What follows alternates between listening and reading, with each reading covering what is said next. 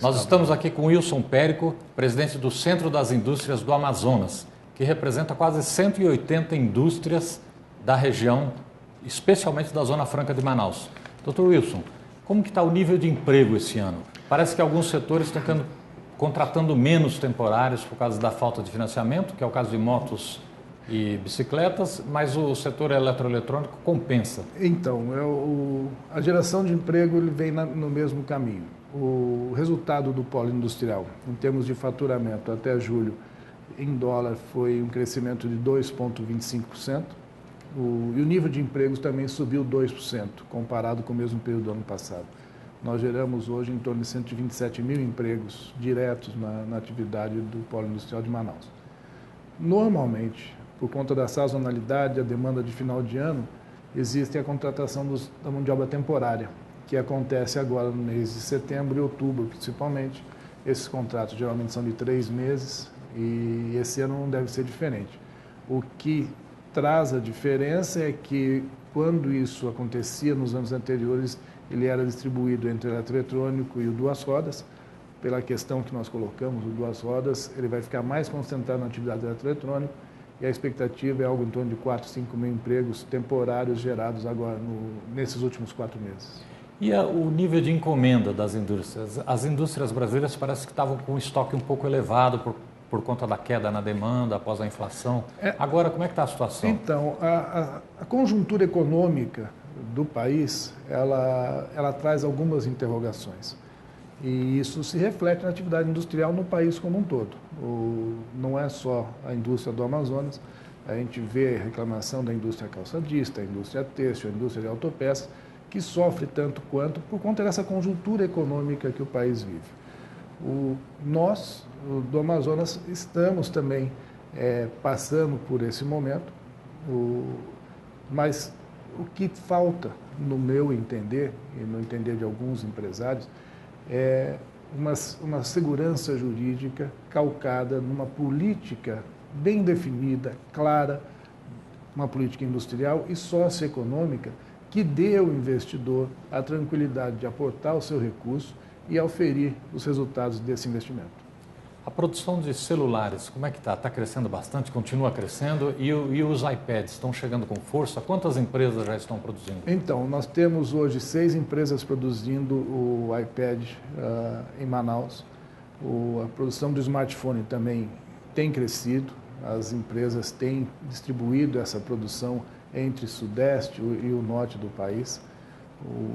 Segue nessa curva de crescimento.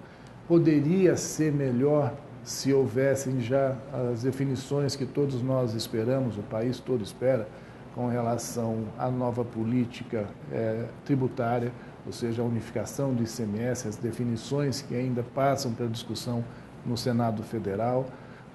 E, de novo, as incertezas jurídicas que ainda pairam sobre o investidor por conta das indefinições de uma política econômica, uma política industrial mais bem definida. O senhor disse que tem 3 novas empresas querendo produzir iPad lá.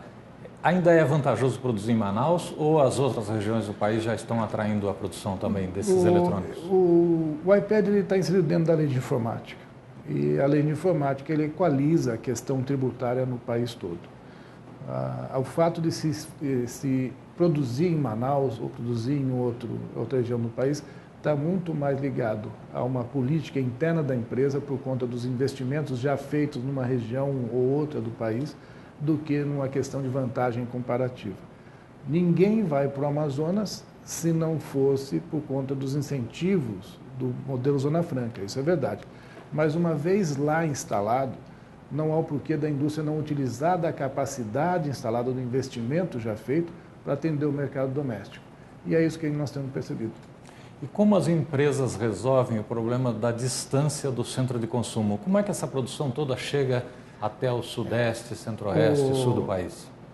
Isso é uma questão que o país todo colocou em pauta para ser debatido e discutido no cenário nacional junto ao Poder Público Federal, que é a questão da infraestrutura.